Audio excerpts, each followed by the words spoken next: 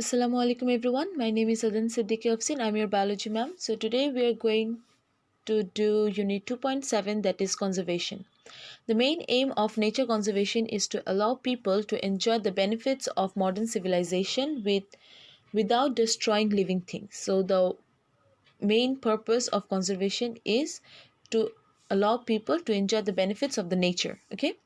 Agriculture and conservations. Forests are being uprooted, marshes, drains, and moors are held plowed up to make space for the farmland which feeds us all. Once wildlife habits were returned into farmland, some plants and animals could live in hedgerows, farm ponds, and small patches to remain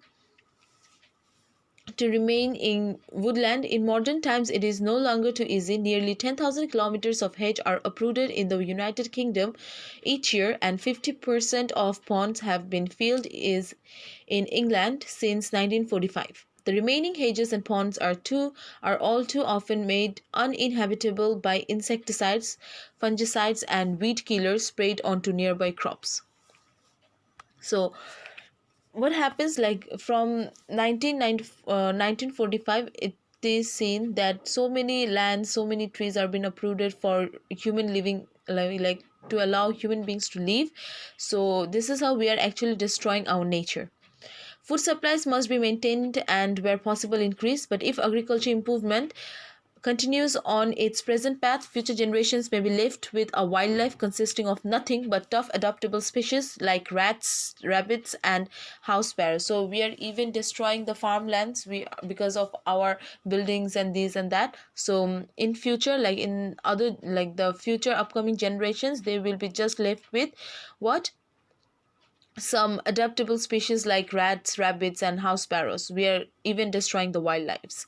Some farmers could do far more to protect wildlife. They could decide never to destroy a wood, marsh, hedge, or pond unless absolutely necessary. So farmers can do a great job over here. They can't just destroy their wildlife or their houses. They can do, but whenever it is like very much needed, only then.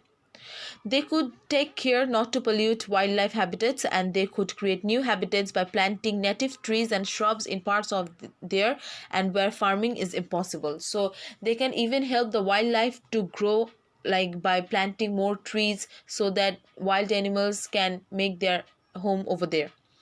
National parks, reserves, and unexploited countryside. National parks and nature reserves have been created to preserve nature and for the enjoyment of the public. But even these places and wild countryside in general are endangered even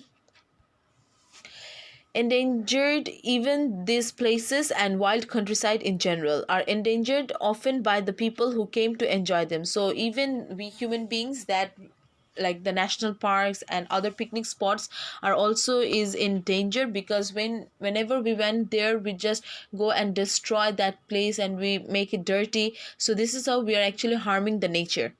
Some people uproot wild plants, take eggs from nests, see woods and moors alight with cigarettes ends and picnic fires, leave fish hooks where they can be swallowed by animals, and pollute an area with discarded rubbish which could have been disposed of properly.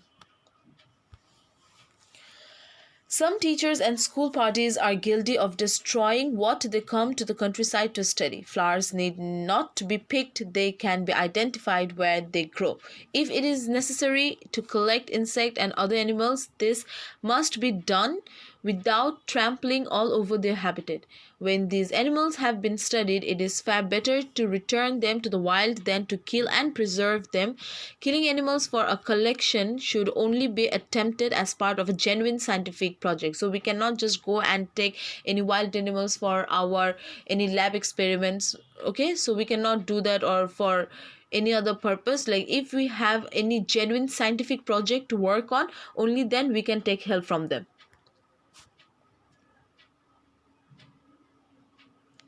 Fashion and beauty. Tigers, vicunus, and some species of elephant have been hunted almost to extinction for such things as tiger skin coats, vicuna cloth jacket, and ivory chest set. So we are actually killing animals for our personal use, that is, we are taking skin from the tiger for making jackets and ivory chest sets.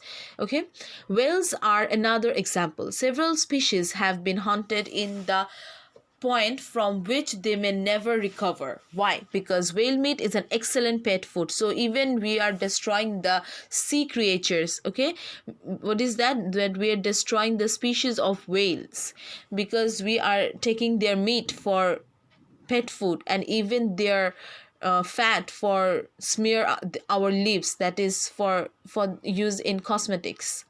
Because whale meat is an excellent pet food, because whale oil softens leather used to make gloves, and because millions of women smear their lips with lipstick made from a waxy substance called ambergris found in a whale's stomach. Some perfume manufacturers also use ambergris together with musk. Musk is what? A substance taken from the rare musk deer. So that musk is actually taken from the abdomen of a deer. Musk is extracted from a small sac in the deer's abdomen, but the deer must be killed first. So to get that musk, we have to kill the deer. So this is how we are actually harming the wild animals.